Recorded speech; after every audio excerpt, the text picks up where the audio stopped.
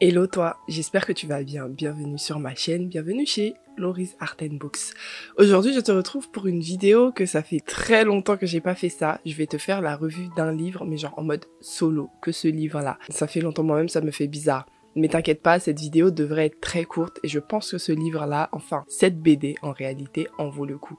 Alors je vais te parler de Wash Day Diaries que je vais mettre ici, qui est une BD de Jamila Rowser et Robin Smith. Désolée, j'étais pas sûre des noms.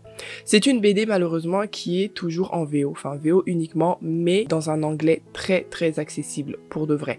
Et en plus, elle ne fait que 177 pages de mémoire, sachant que si vous avez un peu la flemme d'acheter la BD, parce que je sais que ça peut coûter cher, n'hésitez pas à vous la procurer plutôt en e-book, ça coûte beaucoup moins cher. Alors, de quoi est-ce qu'on parle dans Wash Day Diaries? En fait, ça va être une BD tranche de vie où on va avoir 4 épisodes où on suit 4 jeunes femmes qui sont des ride or die, donc toutes des best friends, et on va les suivre chacune dans son épisode, mais elles se retrouvent un peu toutes dans l'épisode en fait des autres, et on va suivre leur vie à travers le prisme du wash day, donc des cheveux. Donc tu auras compris le thème un petit peu central, quoique pas tant que ça, dans cette BD, c'est le cheveu. Plus précisément, le cheveu des femmes noires, parce qu'il s'agit de 4 femmes noires. Donc, les auteurs ont choisi le thème du cheveu comme fenêtre sur l'intimité des femmes noires. Et à travers juste le wash day, ou plutôt le fait de faire ses cheveux, peu importe sous quelle forme, on va avoir des informations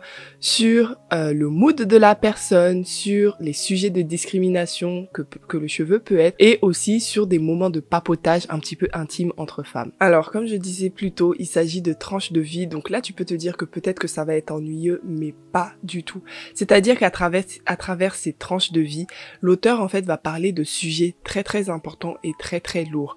Ça m'a beaucoup touchée parce que je me suis rendu compte que ces tranches de vie là, ça aurait pu être les miennes, à l'exception près que je n'ai pas de groupe d'amis comme ça, j'ai quasiment pas de potes et mes potes ne se connaissent pas entre elles, donc j'ai pas de groupe de best friends, but anyway, c'est des tranches de vie qui auraient pu être les miennes et qui effectivement reflètent la complexité de notre vie de tous les jours en tant que femme noire, mais en tant que femme de façon générale en fait, et la banalisation que nous-mêmes on peut faire de certaines choses qu'on subit qui ne sont pas du tout normales. Je donne quelques exemples qui sont un petit peu des spoilers, mais vous saurez pas qui a subi quoi. C'est pas toujours les persos principaux, vous inquiétez pas. Mais voilà, comme ça vous saurez déjà à peu près quels sont les types de thèmes en fait que vous pourriez rencontrer. Il y a déjà la dépression, il y a le harcèlement de plusieurs types, donc ça peut être du harcèlement de rue, ça peut être du harcèlement d'ex-boyfriend, ça peut être une libération, donc on parle aussi de libération sexuelle et de libération sentimentale, et on parle aussi d'orientation sexuelle, c'est-à-dire de tout ce qui est débat LGBTQ, notamment comment en parler avec sa famille, comment faire la paix avec ce type de discussion-là. Voilà, c'est à peu près ça qu'on va voir dans cette BD. Elle ne dure que 177 pages. Ça paraît long pour une BD, mais franchement, ça passe comme ça. Vraiment, je l'ai lu, je sais pas en combien de temps, mais en très très très peu de temps, vraiment en one shot en fait. Et ça m'a vraiment touchée et je le conseille pas seulement aux femmes noires parce qu'on peut se dire, oui, c'est une BD, il n'y a pas que des femmes noires, mais les personnages principaux sont des femmes noires, on parle de leurs cheveux, moi je n'y connais rien, j'ai pas besoin de le lire, j'ai pas envie de le lire. Non, déjà, toutes les femmes vont s'y reconnaître.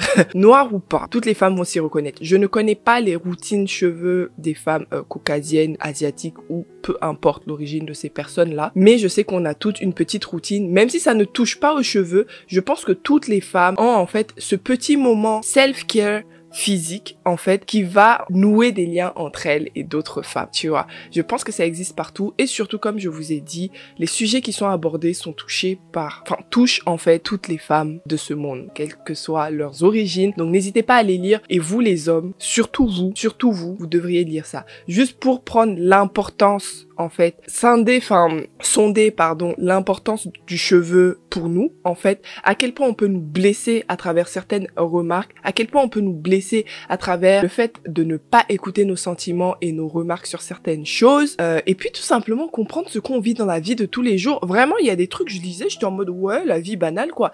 Et à un moment, je me suis dit, mais là, elle a subi du harcèlement, là. Elle vient de se faire harceler, et moi, je suis en mode, ouais, vie banale. Ben ouais, vie banale, parce que moi aussi, je vis ça tous les jours, en fait. Genre, Genre là, je suis dans ma position wash day. Je vais laver mes cheveux là, voilà. Je sors là, en fonction de ce que je porte, et encore ça dépend. Il y a moyen que je me fasse déranger par des hommes. Donc voilà, le sujet des ex qui harcèlent, je pense que ça touche autant les hommes que les femmes d'ailleurs, parce que j'ai beaucoup vu de femmes ex qui se rendent pas compte que c'est pas parce que t'es une femme que tu peux faire ce que tu veux, hein. Tu peux aussi harceler, donc arrêtez ça mesdames. Mais bref, j'arrête là, je pense que j'ai assez parlé. Lisez Wash Day Diaries, c'est une pépite, voilà. Et je vous laisse sur ces bons mots. Allez, bye.